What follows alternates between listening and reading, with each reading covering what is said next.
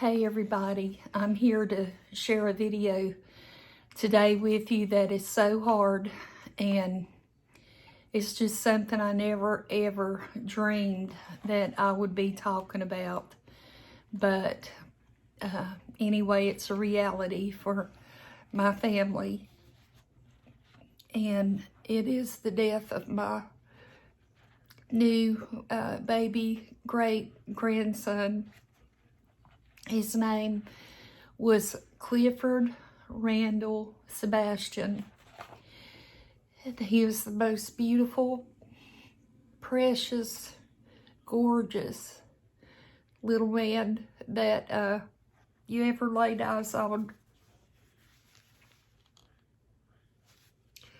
And I'm going to try to get through this without too much trouble. Anyway, I wrote down basically what happened, because sometimes when there's a death at a young age like that, he was about 6 weeks, then people are curious. So I'm going to go through with you, just hit the high points of what happened. So Saturday evening, my daughter Autumn, who is the mother of the baby, called me, and she was frantic and said that Clifford was at the hospital and he wasn't breathing. So she lives on the next street up from me, and jumped in the car and went and picked her up. And we went to the hospital, and they don't allow you in the hospital. I think that's probably everywhere. So we waited outside, and they were trying to get him stabilized because they were going to life flight him to Winston-Salem to Brenner's Children's Hospital. And he had been in a car with, on the father's side, his mother, Cliff's grandmother on the father's side, and she heard a little squeaking noise, and she looked back, and Clifford was blue and wasn't breathing. So I don't have all the story straight, but she pulled over at a fire department, and they came out and started doing CPR, and the ambulance came.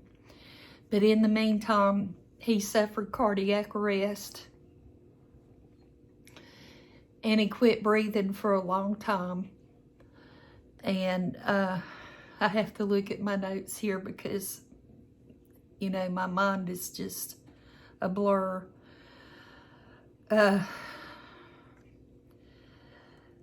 He had cardiac arrest, and he hadn't breathed in several minutes, and he was bleeding internally, which they feel like came from the CPR, and they were draining that out of him.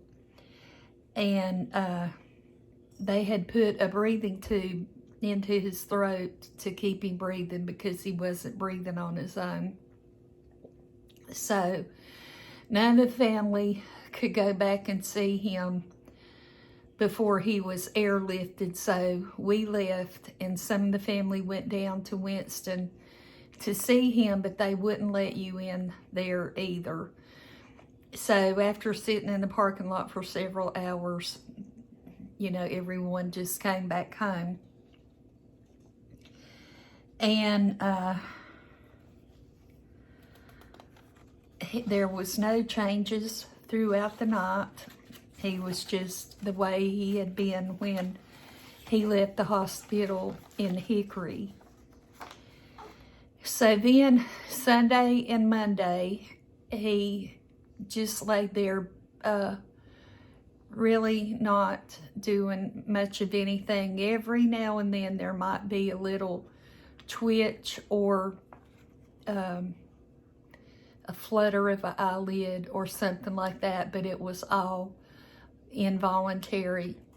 And so the doctors did tests and tests and tests, not just on his brain, but, you know, different parts of his body and all. And they determined he was brain dead. So, you know, when that's determined, it's hard to keep hope. And I just kept feeling like God has lots of miracles, and I sure do wish that one of them would be used on Cliff, but it wasn't, and that's okay, because God knows what he's doing. He's in command, and Cliff has a much better life now than he would ever have being here. And my mom passed away, you know, years ago, and we said that there would be nobody any better than my mom to watch after that little angel. And he doesn't have to go through all the bad stuff and mean stuff of earth. He's just up there with all the baby angels playing, and with God and Jesus, and just living it up. So anyway, they just, like I said, did the tests, and everything just was the same. And they did that for Sunday and Monday. And so they said that the last test that they were going to do would be Tuesday morning at 2 o'clock. And if he failed that test, then they would be pulling the plug. So Tuesday morning at 2 o'clock, they did that test. And he failed.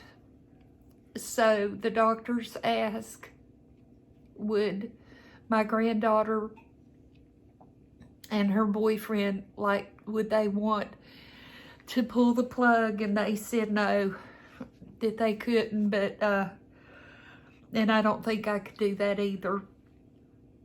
So they went out of the room, and the doctors pulled the plug, and they went back in, and between Kaylee and the father, they held Cliff till about 5 o'clock Tuesday morning when he passed away.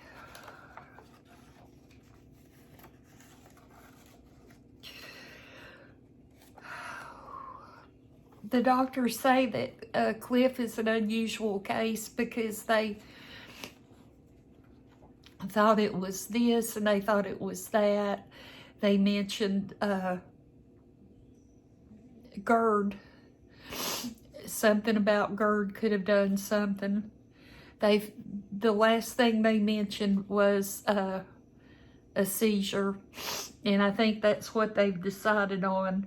But he's having an autopsy, so that's a good thing. I really would like to know what. He was so healthy every day, just so healthy and precious, and you just can't believe it. But anyway, as I said a minute ago, I just have to think about him flying around in heaven with his angel wings and running from my mom, and my mom trying to catch him and just playing, and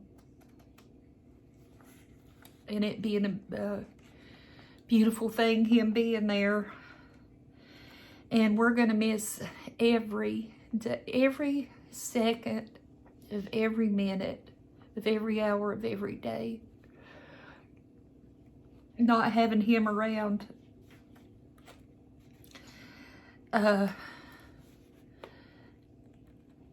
he was only here a short time, but boy, he made an impact. And at the end of this, where I talk, is a little 1-minute video of him that I would really like you to watch, just so you can see how beautiful he was, how precious and sweet, little, and just how beautiful he was. So that is the story of my little grandson. I appreciate you listening. He's going to be buried Monday if nothing changes. And he's at Jenkins Funeral Home in Conover, or Newton, I'm not sure which it is, but it's just a couple streets up the house, and we can take care of his grave and go visit him whenever we want, and just be there. So anyway, thank you for watching. I hope you have a wonderful day. Take care. Bye-bye.